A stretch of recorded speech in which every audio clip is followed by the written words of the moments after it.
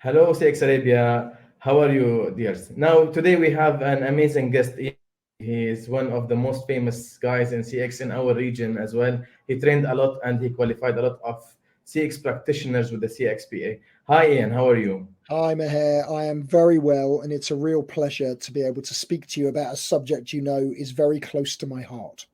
Yeah, it's our pleasure as well. Ian, if you can introduce yourself to our audience, because a lot of I would say, people in the Middle East, they know you. You have trained a lot of people in our region, but I would love to have a quick brief because what you are doing from the CX Award, the consultancy, the training, and all these parts.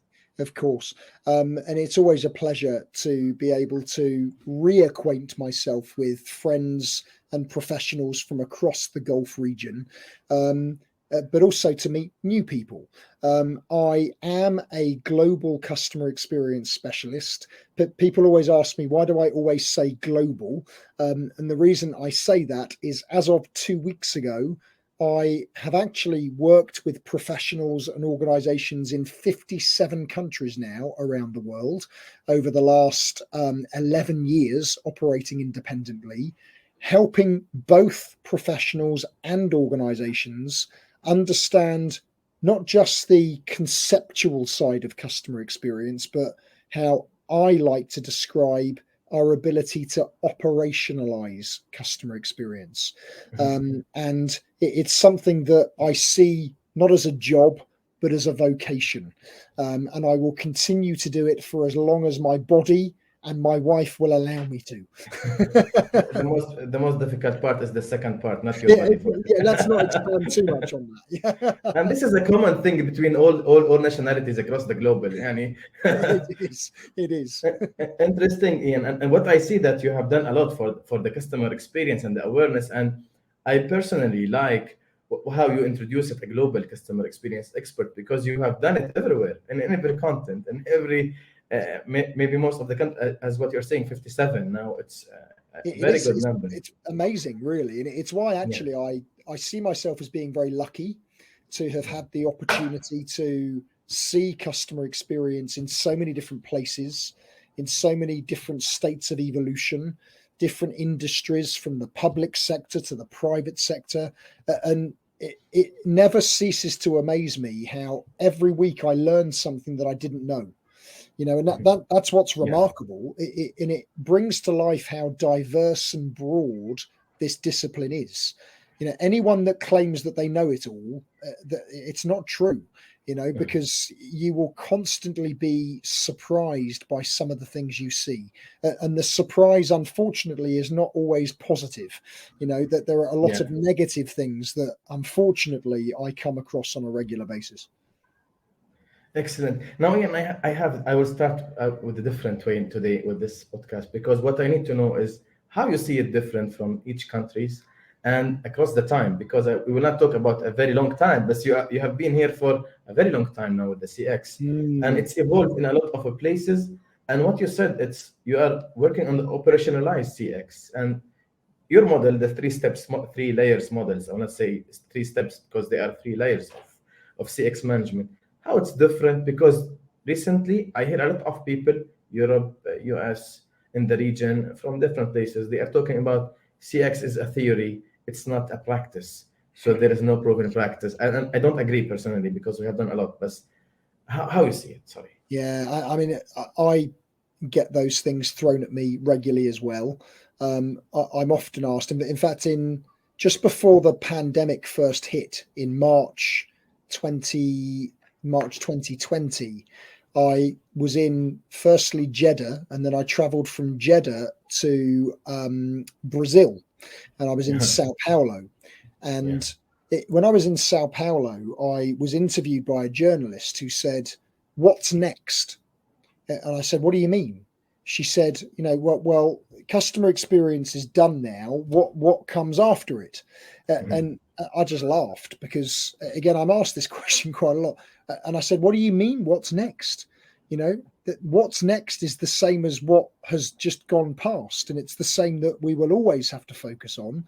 And that is the need to continually improve the way we deliver experiences to customers. Now, there is a slight change to that. And I'm going to come back to the point about variation globally, okay, in a moment. Yeah. But the big change is that the most customer-centric organizations in the world have always known that you can't deliver great customer experiences until or unless you're able to deliver great employee experiences. Okay? They've always known that. Excellent. It's only probably in the last 5 years that there has been a growing wave of articulation of the need for the alignment between employee experience and customer experience.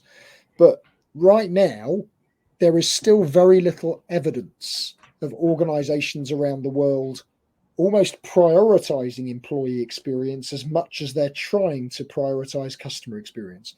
So very low still. What is next is the essential need to do that, because what has happened globally is that in terms of the way different parts of the world are addressing customer experience, it does vary. So as we know, the US has been talking about customer experience probably longer than anyone else as a thing. But the fact they've been talking about it longer than anyone else does not mean they do it better than anyone else. And arguably, the US is the land of extremes. So they do have some of the best examples of customer centricity, but sadly, they've also got some of the very worst. And unfortunately, because of the fact that things change, and what I mean things, the business environment that we work in, combined with the social and economic climate that we work in, the instability of organizations means that whilst a lot of organizations have done things related to customer experience, very, very few legacy organizations have successfully transformed themselves to become sustainably customer centric.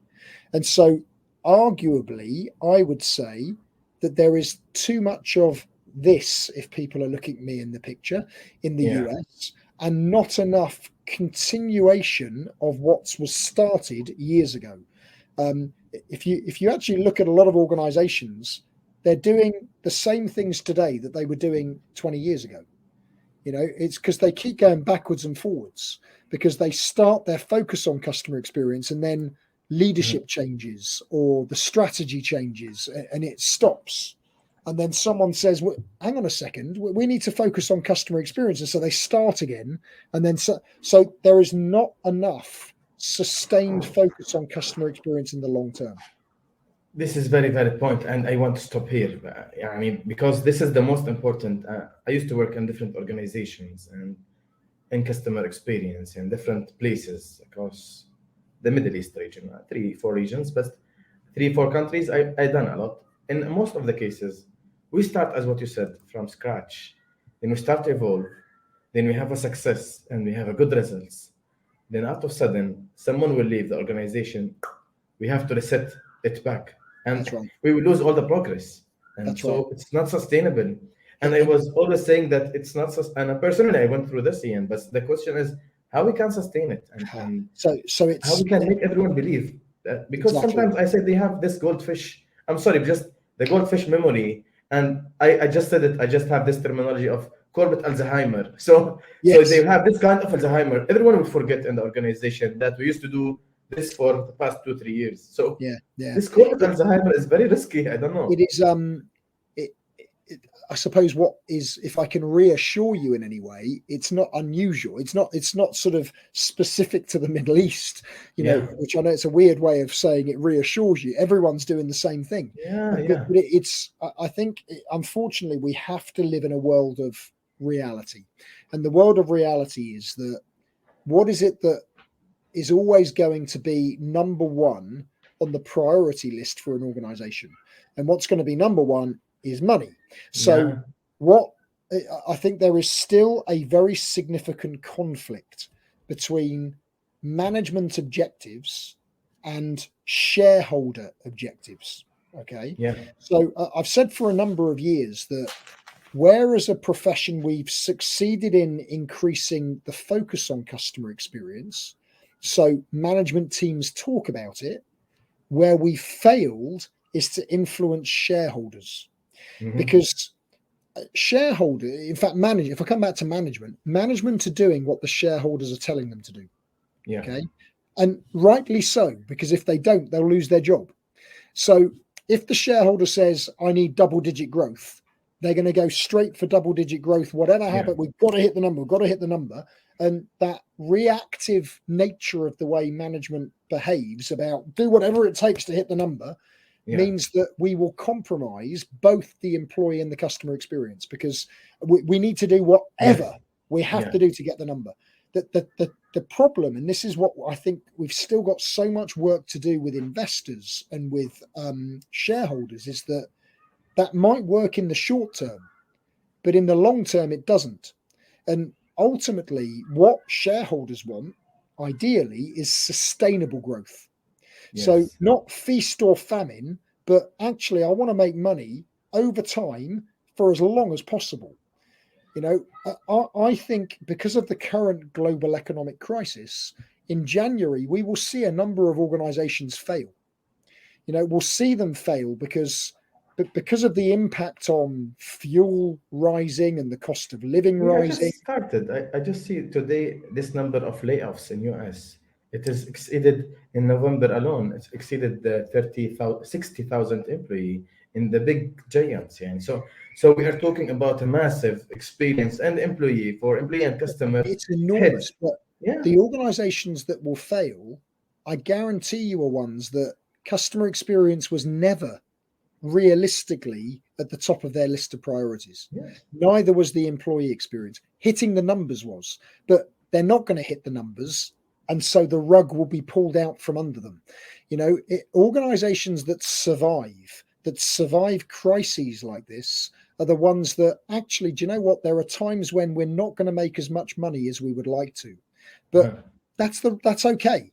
You know, this is the long term. It's not the short term. So, but it's very easy for us to sit here on a podcast talking about this. We've got to work harder to engage and influence leaders and investors and shareholders so that they can see that what we're describing actually might sound a bit ethereal, a bit fluffy, but it doesn't have to be difficult. You know, I think that there is still because there's a lack of understanding. It's going to take too long. It's too difficult to do. But that's not right. You know, and I'll stop rambling in a second. But I think what we as a CX community need to do is to allow shareholders and investors to understand that customer experience is not just about revenue generation. Right? Because the numbers that they want us to hit are about revenue generation. But revenue generation is a long-term financial goal. It's a long-term financial return for improving the customer experience. And it will not come quickly enough for the shareholder. What we need them to understand is that there is a short to medium-term financial return that comes through cost reduction and cost avoidance. By eliminating the things that are going wrong in the customer journey, we can save money immediately. We can save millions. I know from the time I've spent in the Middle East that the amount of waste, you know, unnecessary activity, you know, people having to repeat the same thing over and over again. If you can stop those things from happening, we can save so much money. And that's what leaders need to understand. Exactly. And one more, I will just take two takeaways from this. First of all, is the long term is the most important to show, and the focus now not on the management, because you said it very nicely that we have done to convince the management. Now we have to convince the shareholders. That's so right. we'll say that all the contribution of all the efforts have done to manage and convincing the management. Now we should go to the stakeholder, to the shareholders, Absolutely and investors. Right. The second thing, I think that what you said now is at the end, yes, everyone will say, yes, حاضر, أبشر, okay, done, we will do it. And then at the end of the day, they will not do it. They will do it for a very short time. We'll have the same issue again and again. We don't go and learn on root cause. Yes. So we'll jump. Maybe we'll go now to the operational CX, as what you called it. Maybe we then go back to the variation globally. We can come back to this variation globally, but we will talk about operational CX, just how to start in the organization. And because the approach, the framework is very, I would say, common, right, Ian? Yeah, there is a distinct need for us to clarify the role of leadership in making this happen. So if I come back to that point about what's happening globally, the US is talked about it for longest, but has much really changed? I would argue no. Okay, the most customer-centric organizations were created that way, so they're still the most customer-centric. Legacy organizations have not really radically changed in the way they interact with customers. A lot of the Western world, I would say, is in a similar situation. So in the UK, lots of organizations still talk about it, but has anything really changed? Where I've seen things differently, quite interestingly, is the Middle East is a case in itself. Yeah.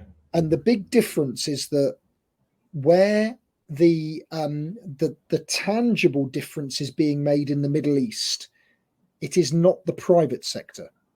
What differentiates the Middle East is that it's the public sector that seems to have understood this in a way that we wish the private sector would.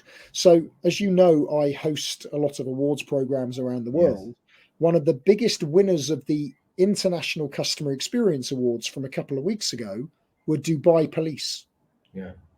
Oh, it's fascinating. I mean, who would expect? They have done a lot. All governments here. They have done a lot in the transformation, the ease but it's astonishing how they've got it. They've understood that this isn't about making money. This is about creating an experience that allows us to fulfill our purpose better and more effectively. It's so inspiring. You don't see that in other parts of the world. And they hit on the Stone Age rules, I would say. They hit on a very legacy rules that everyone was saying you cannot do this. Like in Saudi, you can do now an authorization online to anyone to do anything. You can do everything online. It's not even it cannot be done. The Dubai Police case study, which it will become, it happened because of leadership. Leadership had the vision and the desire to do it.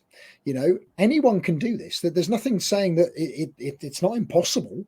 You can do it if you want to, but there's that difference about saying it and meaning it.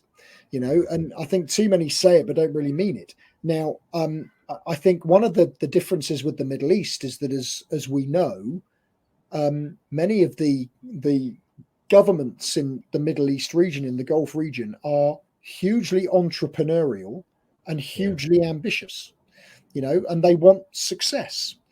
And I think that is what's driving them to make these decisions, because it's the right decision to enable that to happen.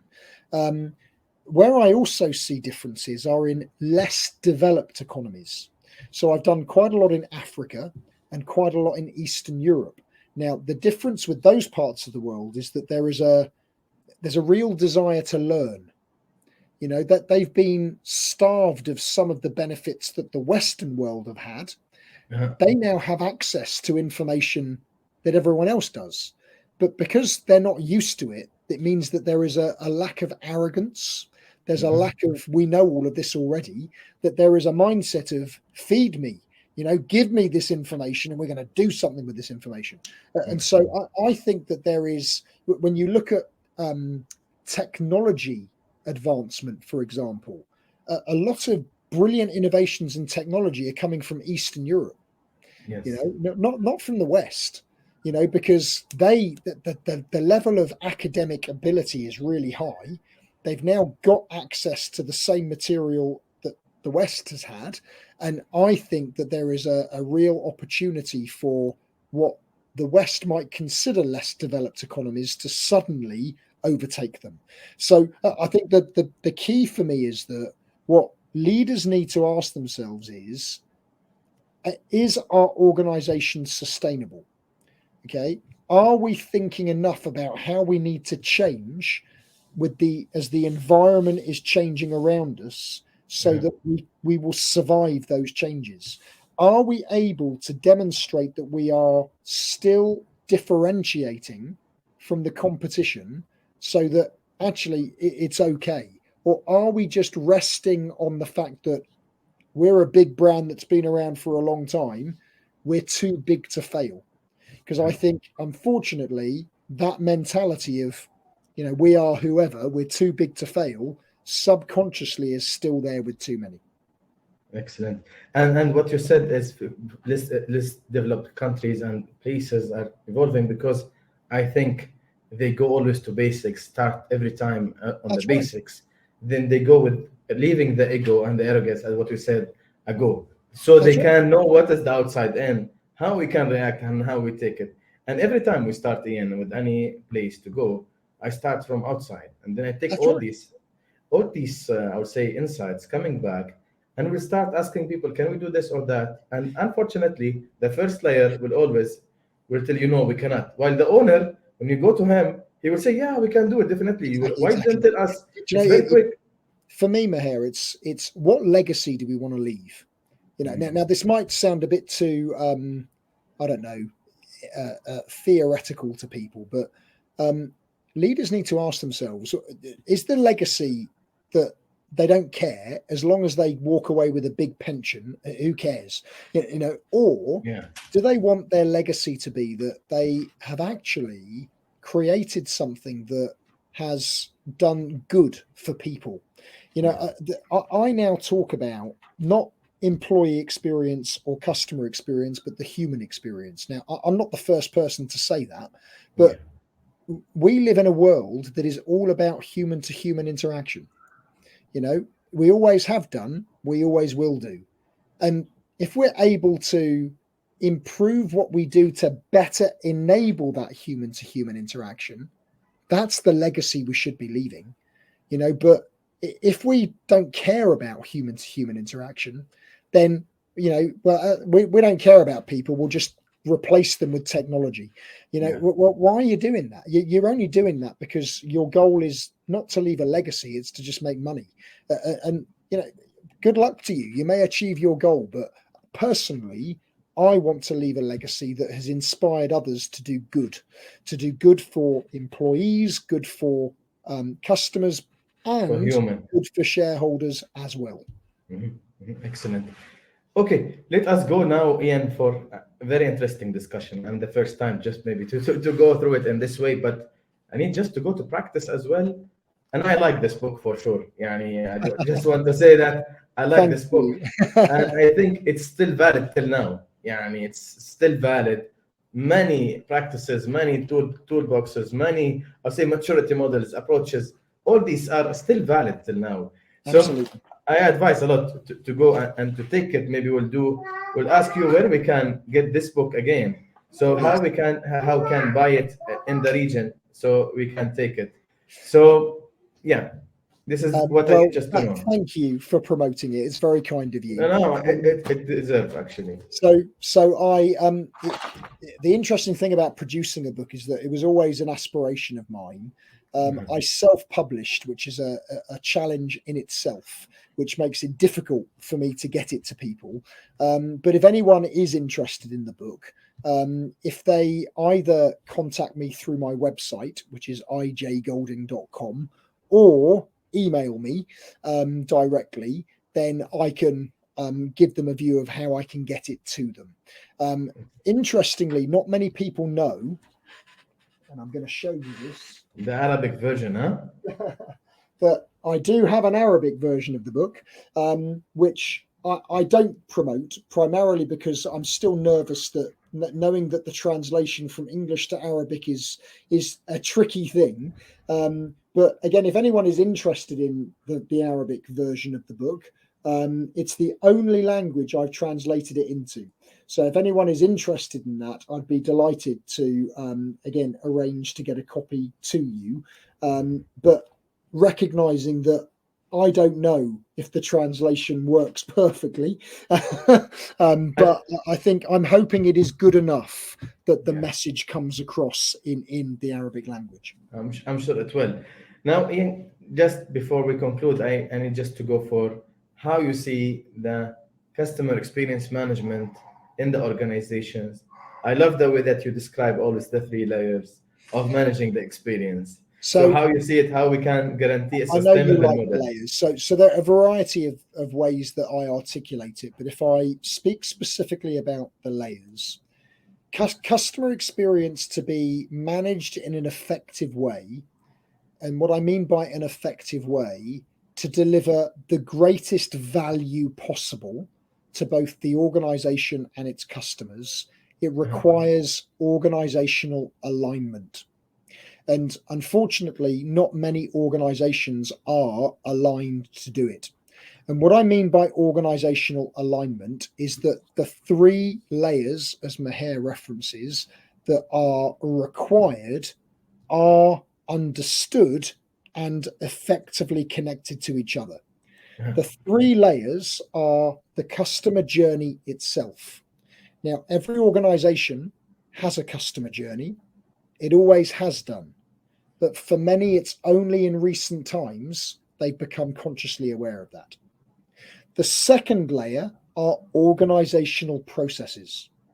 Processes represent the things that people in your organization do every day. The problem with the process layer is that whilst we've been aware of processes for decades, most organizations created and implemented those processes without knowing there was a customer journey. And so if you look at what is it that my people do every day and try and align it to the journey, you will see that they don't align, because those processes represent what some would describe as their operating model. But the operating model was created usually when the company was founded. But how often do we look at the operating model and say, is it still fit for purpose?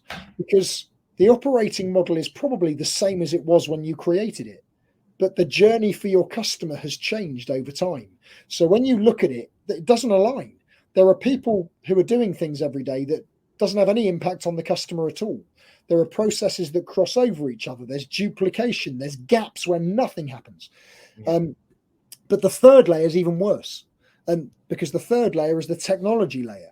And this is the most waste layer, huh? All the waste is happening there. Unfortunately, most organizations bought and implemented the technology without knowing there was a journey. So what's happened historically and continues to happen to this day is we put technology in place, force processes into it, and customers get whatever they get. So the message that people like us need to keep stressing is that customer experience management will not work if we start with the technology and work upwards.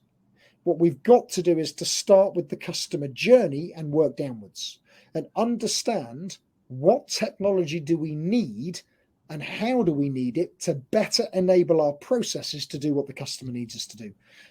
It's a big shift in mindset. And I think this is, to a degree, slightly extreme in the Middle East, because there is so much desire to improve and change. We get very excited about technology. We need a bot. We need this. We need that. And we boom. The highest technology, all the technology. Let us get the full modules. We don't need the small one. We need just to change it. And then we miss the basics. We miss the core of the basics.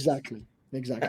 And what you say always, we have, after the process, the journey and the technology, we have the measurements and a continuous improvement. And so all of this fits into my framework. So you can see behind me that I've been teaching the adoption of a structured, rigorous approach to customer experience for the last 11 years. And there's no way of doing this. And so my framework is an educational framework. And again, it contains three parts to it: strategy, measurement, and people. And it is like a jigsaw puzzle. You need to determine, does your organization have the required pieces of the puzzle, and are you able to connect them together? The strategy part of the framework is three questions. Do you know who your customers are? Do you know what you want their experience to be? And does everyone in the organization know the role they play in delivering that experience? Excellent. Three questions that you know, Maher. Many organizations think they know the answer to, but in reality, they don't.